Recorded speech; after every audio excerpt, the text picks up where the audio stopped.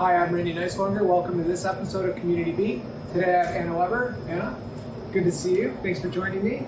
Thank you for having me. Would you mind telling the audience a little bit about what you do here at Community Hospital? Sure. I am the manager of the clinical laboratory here at Community Hospital. I've been here for 7 years.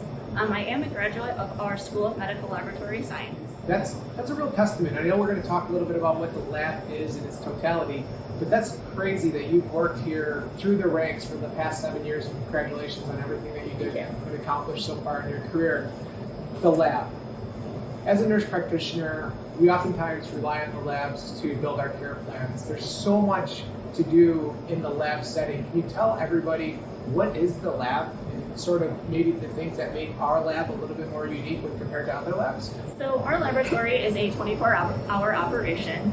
We do test a variety of biological samples throughout the day that help our providers monitor and diagnose certain biological conditions.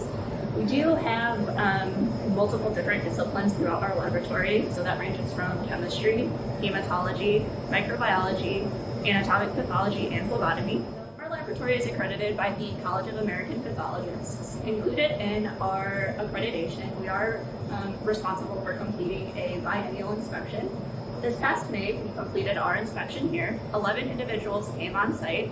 We are responsible for providing evidence of compliance for multiple checklists, as well as about 7,000 standards of compliance.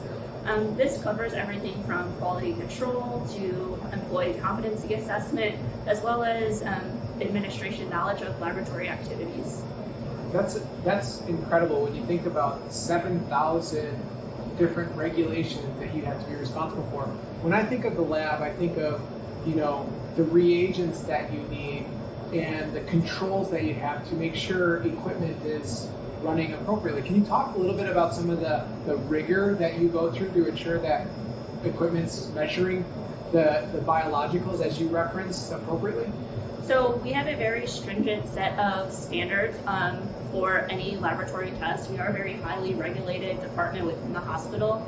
We have validation and verification procedures for any analyzer once we're starting to get that going. Every day we are also required to run quality control. All of our staff members understand the importance of this, as well as the standards that allow that to be in, so we are able to successfully provide accurate patient results. And that's the key, accurate patient results. I mean, if you think about it, all of us rely on these results as a patient and maybe as a care provider to create care plans for individuals and understanding what may be happening inside our bodies. So that's so important that we have those accurate results. What is our volume here? Is there anything that we can't do here?